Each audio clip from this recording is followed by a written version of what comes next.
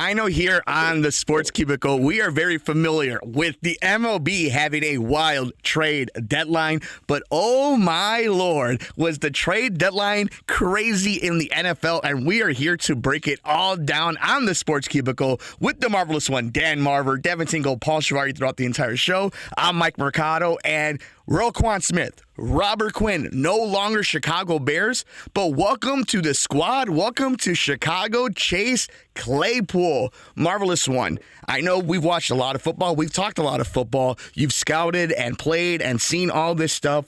The trade deadline that you saw with the Chicago Bears, where now they have a whole bunch of draft picks, gave up one of theirs for Chase Claypool, and a whole lot of money next offseason. Your thoughts on what was a crazy trade deadline in the NFL? No, a lot of this has to do with salary cap and contracts and whatnot. I mean, Roquan, I guess it makes sense if they weren't going to get to keep him that they trade him. Quinn, I was a little more surprised about, but Claypool, I was surprised the most. They need a number one receiver, and he was Ben's big target for a while there, Roethlisberger, and so he's the real deal. He's their number one receiver now. That's a good get for the offense. The defense has been weakened, in my opinion, but maybe they can have some 49-29 games that they win now.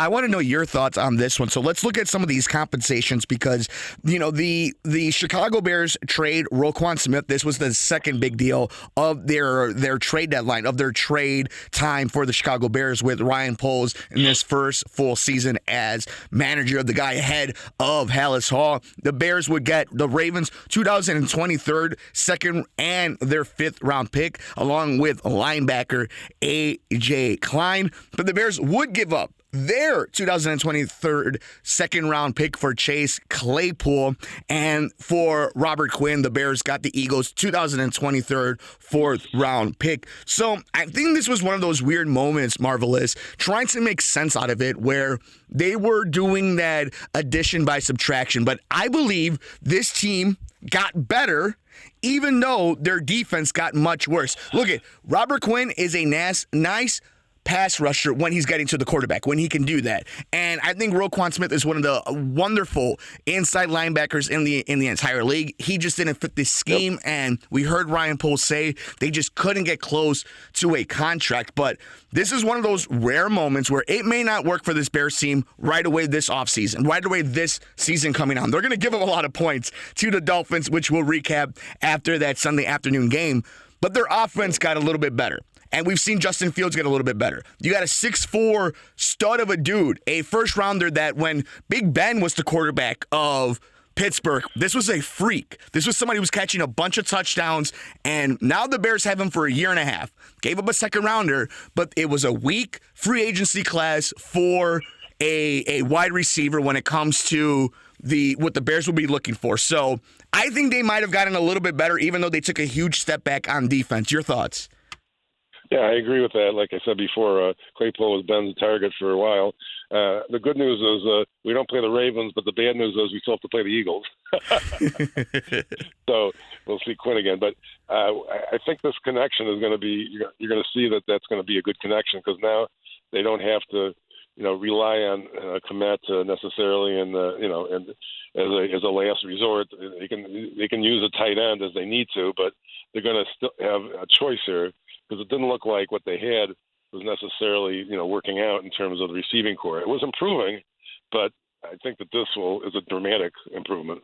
And it helps out guys like Darnell Mooney. Cole Kmet might take a step back when it comes to his targets. It's not like he was getting a bunch of them, but, it goes to your point. He might not get a little bit open. You do have Darnell Mooney. He might be a little bit more open. If St. Brown could stay healthy, he'll be a little bit more healthy. You're not relying on so many of these other guys that you look at who they were starting 6 weeks ago, 3 weeks ago, and where they're at now, and how this offense has kind of taken another step. I don't want to sit here and say this is the second coming of the Buffalo Bills and the way Josh Allen or what Philadelphia is doing with Jalen Hurts, but it is a dramatic change, and it is something that is tangible. We've seen it, and now they've added something to it, and I I'm more than okay with saying that they are waving the white flag when it comes to their defense. They're going to try to win as many games as they can, but they weren't doing anything on defense to begin with these dudes on there. These are good players, but they weren't winning games. They're young in the secondary. They don't have a pass rush. They're going to, and I think if you're looking for the pessimistic side or something to worry about is now you have to address linebacker. That's another thing you have to do now. You now have to find the front end, the front line of your defense, again, either in free agency or draft. So while their offense got a little bit better, while they do have a little bit of money, they will now have to address a few other positions. Does that worry you anyway? Yeah, I mean, it does because they had Smith and Mack, and so now they don't. So obviously, maybe they're going to draft somebody in 23. It just they have to fill those gaps, obviously. So that's going to be the need now, whereas it looked like it wasn't going to be a need at all a year or two ago. So now they have to fill that need and shore up the defense. I think that you're right about the defensive secondary. It is very young, and the line, is actually not done too well against the running game for the most part this year. So the defensive line, so it is a work in progress, shall we say? I think that they are going to keep David Montgomery as well. I think it was really interesting that they didn't. There wasn't really much hot stove talk. We had rumors, but nothing really bubbled compared to some of these other dudes like, a Kareem Hunt or a Cooks from Houston. So to see that was really interesting. And I think that they're going to spend a little money on him and invest on the offense for Justin. And when it comes to the defensive side, a lot of young guys, they're going to have to address the linebacker and, a nose tackle and whatnot. But that's why you bring in Matt Eberflus. That's why you bring in a defensive-minded coach where that should give him those extra attributes, right? He should be able to coach up that side of the ball. And you invest on the other side, which is going to help you. I mean, think about it. This team scored 29 points and they lost the football game. That's how upsetting and how random and rare that is in the city. But to see that, I think, was really a good tale to see for this Bears team. Now, Marvelous, this is kind of the last one we'll leave on when it comes to this conversation because it is I think it's a win for Bears fans and for anybody who's interested in seeing this franchise take a step or is a fan of Justin Fields. For one reason or another, it's if you don't like Green Bay, if you don't like Aaron Rodgers, if you don't like what they did, the fact that Minnesota went out and got TJ Hawkinson, the fact that nobody in the front office of Green Bay thought it was a good idea to go get Chase Claypool for Aaron Rodgers, and it seems like reporting is the Bears' second-round pick was the thing that put it over because they're going to be a much higher pick than Green Bay. But I think if you're looking for vibes, I want to know your thoughts, and of course, all our fans and listeners, check us out on Twitter at Sports Cubicle TV. As a Bears fan or somebody who's a fan of Justin Fields or just somebody who watches the NFL, do you have better vibes as a Chicago Bears fan right now as of the week of the trade deadline in the 2022 season in the NFL? Do you feel better as a Bears fan than you would as a Packers fan? Well, actually, I do because they weren't going to make Herbert their number one running back. And the Packers look like, I don't know if it's going to be that much higher draft pick the way things are going because the Packers look like they're running neck and neck with the Bears for second place, assuming Detroit finishes fourth. But it will be interesting to see when they play the next time in the first Sunday in December how that boils down because at the moment it looks like Green Bay is beatable. They've lost to teams that they normally you wouldn't expect them to lose to, and it's happening with regularity. So Rodgers doesn't have the weapons he had, obviously. So. We're not going to shed any tears for him, but I think that the Packers will have a hard time making the playoffs this year, honestly, because if you look at their schedule, they'll have a hard time reaching 500.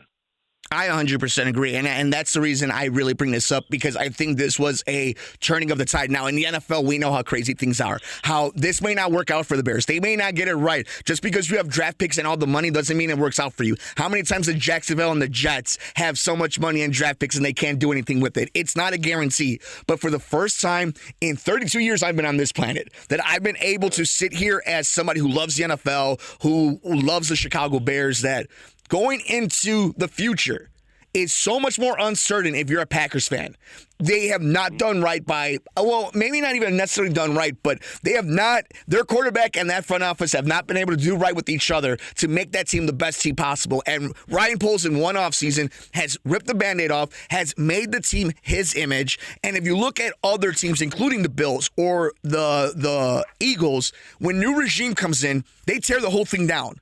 And it sucks for a while if you're a fan of that team. But right now, we have now seen on the other end of this, whether you're lukewarm on the trades or you're all over them, the fact is they did something that is going to put them, differentiate themselves from the dreaded Packers and trying to keep up with the Minnesota Vikings, who have a bunch of unicorns on their team. And you know Detroit has waved their white flag. So if you're a Bears fan, I think you have to be at least optimistic heading into the rest of this season and more long-term view heading into the next few seasons, especially this coming up off season. But Marvelous One, any final thoughts as we get ready to see what happened between the Dolphins and the Bears? White Sox have a new manager. Bulls on fire against Brooklyn and some of the better teams in the East. Any final thoughts on a crazy trade deadline?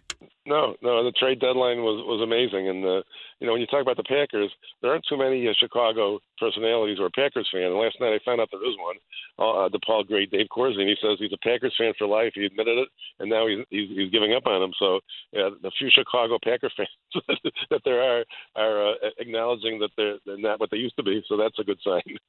You know what? I think we could all agree, since the Bears aren't a favorite or anything, the bandwagon is open. Right now, we want this credit to you. Go ahead and leave Cheeseland and come down to the city of hot dogs, pizza, and broad shoulders. The Monsters of the Midway making a huge splash this NFL trade deadline. And shout out to the NFL. You know what? And I heard Mike Florio bring this up, and I think we'll end on this. Extend the trade deadline another week or two. This was super exciting, and I think it's great for an engagement for fans, for social media, for these teams. And there's also something that is tangible that you could feel in the air, where it's a fun, exciting time. Who's going to go where and what our favorite team is going to do for fantasy. So a wonderful time. But we want to know your thoughts. Make sure you're following us on Twitter at Sports Cubicle TV, or right here if you're watching the video, comment on the section below. What did you think about the NFL trade deadline? What did you think about the Chicago Bears trading Roquan Smith and Robert Quinn? What do you think about Chase Claypool now becoming a Chicago Bear? We got so much more coming up next here on the Sports Cubicle. It's the Marvelous One, Dan Marver. It's Devin Tingle. It's Paul Chivari. I'm Mike Mercado.